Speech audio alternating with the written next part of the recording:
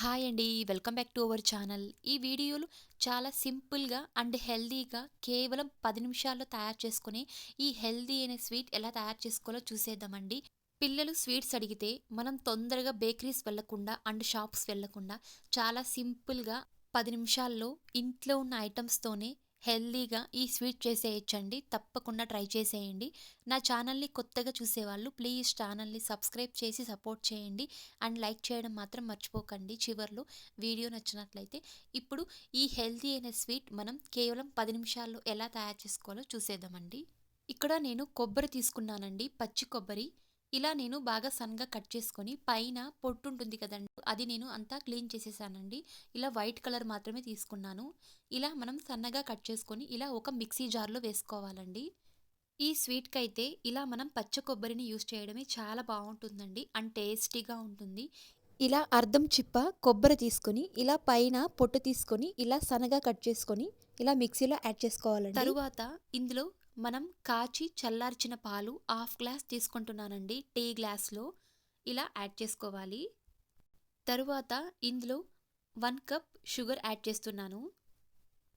మనం 1 కప్ కొబ్బరి తీసుకున్నట్లయితే ఇలా 1 కప్ షుగర్ యాడ్ చేసుకోవాలండి క్వాంటిటీ అయితే.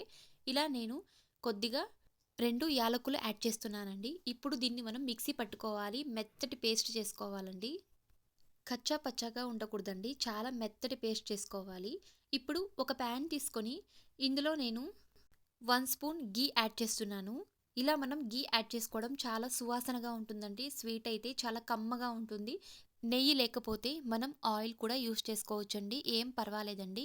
ఇలా నేను 1 స్పూన్ నెయ్యి యాడ్ చేసి ఇలా హీట్ చేసుకున్న తర్వాత మనం ముందుగా మిక్సీ పట్టుకున్న ఆ పేస్ట్, కొబ్బరి పేస్ట్‌ను ఇందులో యాడ్ చేసి లో ఫ్లేమ్‌లో పెట్టి ఇలా మనం కలుపుతూ ఉండాలండి. ఇలా మనం మిక్స్ చేసుకోవాలి. చూడండి ఇలా మనం మీడియం లేదా లో ఫ్లేమ్‌లో పెట్టి ఇలా మనం మిక్స్ చేసుకుంటూ ఉండాలండి. అప్పుడు కొద్దిగా దగ్గర పడుతుందనమాట. తరువాత ఇందులో 1 స్పూన్ మిల్క్ పౌడర్ యాడ్ చేసుకోవాలండి.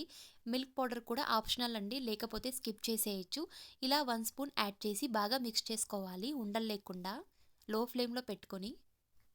మిల్క్ పౌడర్ యాడ్ చేసిన తర్వాత 5 మినిట్స్ వరకు లో ఫ్లేమ్‌లో పెట్టి ఇలా మనం దగ్గర పడేంత వరకు మనం మిక్స్ చేసుకుంటూ ఇలా కుక్ చేసుకోవాలండి. చూడండి దగ్గర పడింది. ఈ కన్సిస్టెన్సీలో ఉండాలండి. ఇప్పుడు దీన్ని స్టవ్ ఆఫ్ చేసేయండి.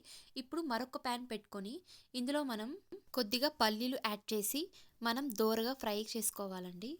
దోరగా ఫ్రై చేసుకున్న తర్వాత మనం కొద్దిసేపు దీన్ని చల్లార్చి మనం ఇలా పొట్టు తీసుకొని ఇలా సపరేట్ చేసుకోవాలండి.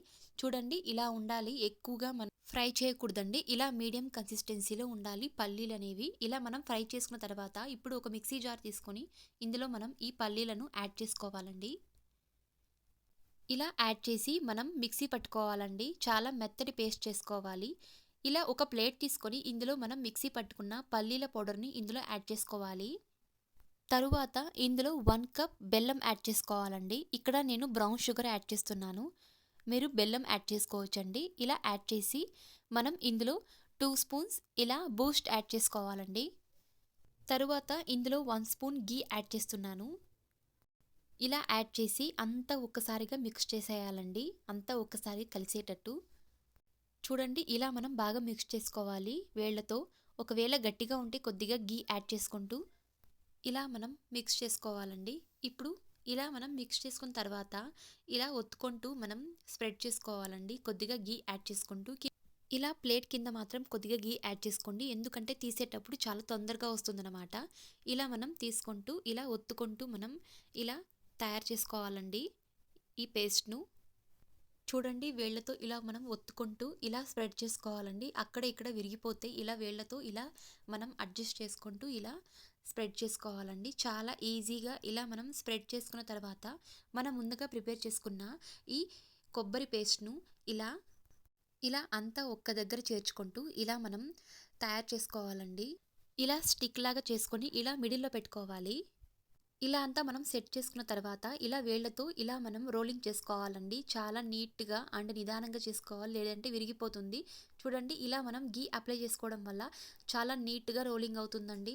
ఎటువంటి అంటుకోలేదనమాట. ఇలా స్టఫింగ్ కనబడకుండా ఇలా మనం రోలింగ్ చేసుకున్న తర్వాత ఇప్పుడు దీన్ని మనం కత్తి సహాయంతో కట్ చేసుకోవడమే అండి పీసెస్‌గా రౌండ్ షేప్‌లో.